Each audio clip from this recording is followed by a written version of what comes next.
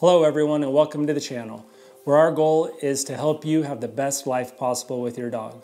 Today we're going to be talking about corrections, how to properly correct your dog in a way that they understand and respect. And our star for the video today is going to be Mr. Polar Bear, because no way can I show you how to properly correct a dog with a real dog if they're not doing anything wrong, because that would be abuse. So I gave a scenario the other day of people that hold their dogs like this, and you've probably seen it where they've got a small dog and they're holding their dogs like this, and the dog is just barking at everything around them.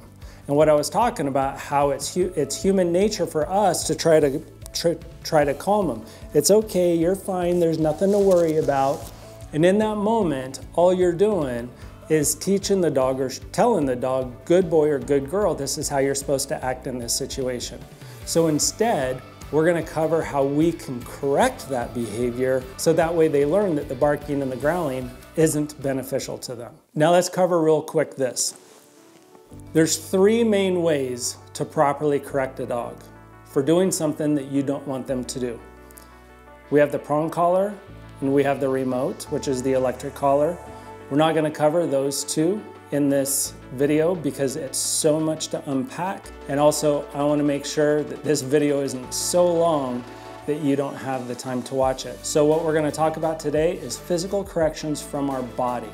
That is the third way we can correct a dog. So when I talk to my clients about correcting a dog, I always tell them there is at no point in time when we should be using anything but our hand. So if I've got a dog and I'm holding it and it's barking all over the place, the only way I'm going to correct that dog, and the safest way to correct that dog, is with an open hand on top of the head between the ears. So the scenario looks like this. The dog is barking, rah, rah, rah, rah. So I might go 1.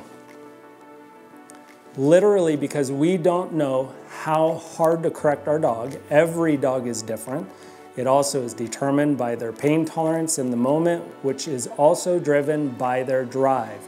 Adrenaline rush will raise the pain tolerance. So for example, if you're in a wreck and you're trying to help whoever was in the car with you or in the other vehicles, you may be concentrating on them, but you don't realize that you have a gash in your arm or something like that until somebody points it out or until that adrenaline starts to wear off. So with our dogs, I want you to think of correcting at a level of 1 through 10. 1 being the softest, then 2, then 3, then 4. The reason why we correct on top of the head between the ears is because it is the safest place to correct a dog. We avoid the front of their nose.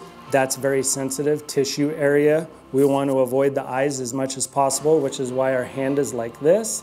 And when we do correct, we never correct with our pad or the heel of our palm. We always correct with our fingers.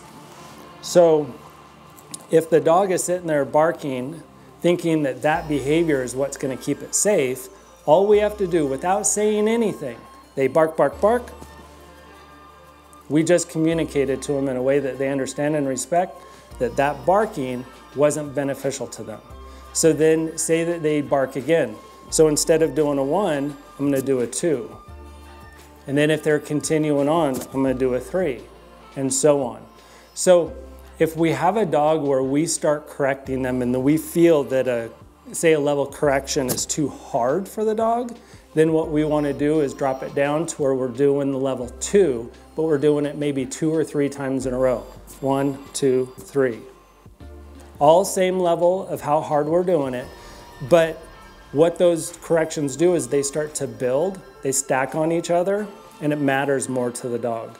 So when our dog is carrying on like that and barking like crazy, we correct them. If they stop and then 20 seconds goes by and they start doing it again, we know that that level of correction we gave them wasn't enough, that they wanted to avoid it in the future. So our goal is to get away from having to correct our dogs. So we correct, then they continue on after 20 seconds. We go to a 2. They carry on after a few seconds. We go to a 3. Now our dog just stops. We know that right now in that situation, they were a level 3. We corrected them And it was at a level that was just enough that they want to avoid, but it didn't send them into panic.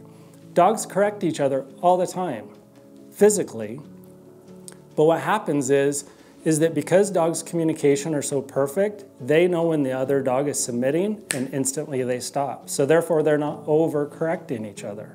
There are circumstances when a dog does attack another dog, but that's a totally different topic.